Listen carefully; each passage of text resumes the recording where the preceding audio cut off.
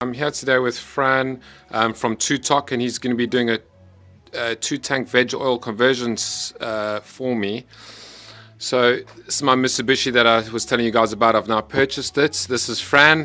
Hi Fran, how you doing? I'm good, thanks. Fantastic. So Fran's just done a test now to see the flow from the fuel pump to see when he does his reverse system. Well, actually, let him explain it. So Fran, take it away, please. Okay. Just explain. Yeah, basically I've just tested to see the return flow rate of the pump, so I know what the fuel pump will be sending back to tank to work out how long the flush time will need to be to flush all the veg oil out of the fuel pump and the closed loop system. Okay, so you are right. So we're in here now, and can you just explain a little bit about what you're doing right now? Okay, so this is the return line. I've taken that off. I've tested the output on that one. That will go to bed for a minute until I come back to it. Okay. The next stage is this is your fuel in from the fuel filter. So coming from the tank is there. Yep. Comes through the fuel filter, and then comes into the pump. Okay. I've then got. It then sends it to injectors. You've then got the excess coming from the injectors, which is this line here, which comes to here, and the excess from the pump coming from here, and then that returns to the tank. Right, this is not a critical component, but it's definitely a recommended upgrade. It's basically a fuel filter with a heat exchanger in between. So the heat exchanger is heated via the engine coolant, so when the engine coolant is warm, it circulates hot coolant through here. Fuel comes in here, passes down through the heat exchanger, through the filter, back up through the heat exchanger, and out to the pump. Fantastic. Okay, and then the other part that you've got there. This is just a simple heat exchanger. Again, works the same way. You've got your coolant in, your coolant out, fuel in, fuel out. Right, so that's one of the inline filters that are going to need to be attached. It's just a pre-filter for the pre-filter. Right, okay, so we've had to move some of the coverings from inside the vehicle to run the cabling through that will run the electrics for the system, so the different switches. Also, there'll be a temperature gauge that will sit in here. So this is basically what it looks like with all the covers off. This is something I just did now. Right, okay, so Fran, where are we now? What's the time? It's getting late. Yeah, it's dark. And it's dark. So let's have a look. Where are we at so far, and what can you tell us? Well, on the mechanical side, this is bar any electrics yet. We're pretty much there under the bonnet. We've run a fuel line from the new diesel tank in the boot underneath. That comes up here, and that's just a clear semi-rigid line. That comes to the new diesel filter. It's only a small filter because you're now going to be running predominantly on veg oil, so you only need a small diesel filter. That's cheap and easy to replace.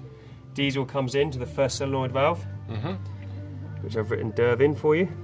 It then passes through the solenoid valve, comes into what I call the closed loop system, and passes through the first heat exchanger, which is electrically powered via a glow plug, which goes in here. Right. That's thermostatically controlled, so the minute you start your engine, you put the heater on, that will start heating the fuel before you switch to veg oil. Diesel passes through here, goes into the pump. The pump distributes the fuel where it needs to go, i.e. down all the injector lines to the injectors. Yep. And the excess fuel from the injectors and the pump is then returned and looped back into this closed loop system I was talking about earlier. So this is the closed loop system. So it's basically from here, where the diesel comes in to the first valve, through here into the pump, excess from the injectors and the pump returns, loops straight back through again. So that is the extent of the closed loop system. Diesel coming in, you've started up, you've got the preheater on, so you're preheating the fuel system with diesel. You've then driven down the road, you've got the temperature up, and then you've got ready to switch over to veg oil. So here we've got the veg oil coming in. There's a pre-filter, a clear visible pre-filter for the veg oil to catch the chips, which you haven't filtered. Comes in to the filter housing, passes down through the coolant heat exchanger, yet to be connected, down through the fuel filter, back up through the heat exchanger and out. These lines are now insulated, so we get less heat loss. Comes to the first valve, ready to be taken in. So the minute you switch from diesel to veg oil, it's just activating this valve here, and then veg oil is then being fed into this closed loop system. So you start putting in warm veg oil along with this electric heat exchanger, which has been heating it up before you switch to veg. And again, you just run on a closed loop system, so the warm veg oil is then recycled back to here and recycled back in and just circulated for the whole journey until you get to your destination, where a couple miles before you get to your destination, you basically flush the system, so you switch back to diesel. It activates the second valve, so your diesel comes in, comes through the pump, through the excess. The injectors lines aren't necessarily flushed because they're just done at the rate the engine's using it. Comes out, and rather than being recycled back in, it then sends it back to the fuel tank. All right. So it's flushing the majority of the oil still in the system rapidly. And then you switch back to your diesel and do the last mile and a half on diesel just to use up what's left in the injector lines and at the injectors. So when you come to start in the morning, it's got diesel throughout the whole fuel system. Safe to start. So this is the center console, and I've gone and cut out the holes here and fitted the different switches that are going to be used to turn on the veg oil lines and when to flush, etc. I've also installed here, this is going to tell you the temp of the oil, and the handbrake will sort of sit just over here, so I'll still be able to see it. I didn't want to, go into any of the other parts of the bodywork, because later on I'm planning on putting a CB radio probably about here. So I think all this here is going to be in the perfect place for me to be able to tell what's going on, and how I should, flick the switches when needed, based on whatever's going on. So I just wanted to show you the center console and how that's looking, and we're going to install that now. Now, then the other thing I want to show you is the tank. Now, each tank system is different because it depends where you want to run it, but at the moment the diesel tank's going to be there, as you can see, and then the fuel line runs on the top section there, then goes underneath. Let me get in here so I can show you. So the fuel line runs over here, then it goes underneath all the way along, and then it pops up over here, runs down the side of the cab, and then through, well, I don't think you can really see that, there we go, through the bottom. Now there's just some piping that's been pushed through so that there's no rubbing against the bodywork.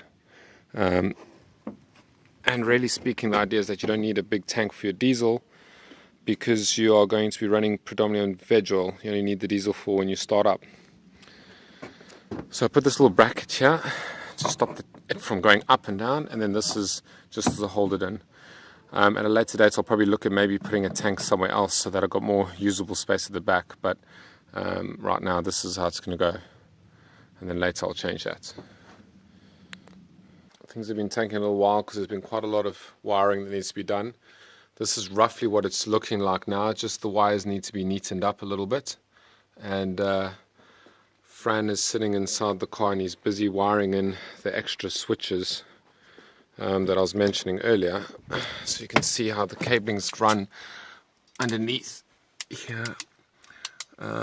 See, that's the cable there, running through underneath here, then coming through this side, then the center console piece will run along here, and the buttons will then, as you can see them there, and there's old Fran doing his thing. Favourite electrics. Right, so the 15 amp fuse is for the inline electric heater, because that draws more current, and that 10 amp fuse is for your wraparound electric fuel filter heater down there. Okay. And these two are spares. I might give you two spare 15s.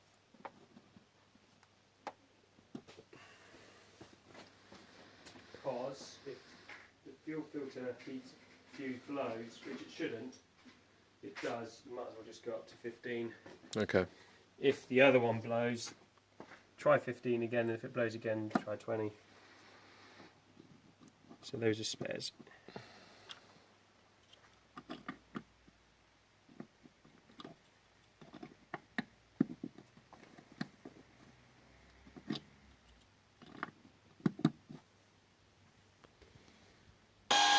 And that's the pump system. Well, you're just using it as a transfer pump at the moment. Yeah, exactly. So you're bypassing the filters, just taking it off the tin, speed up the transfer rate.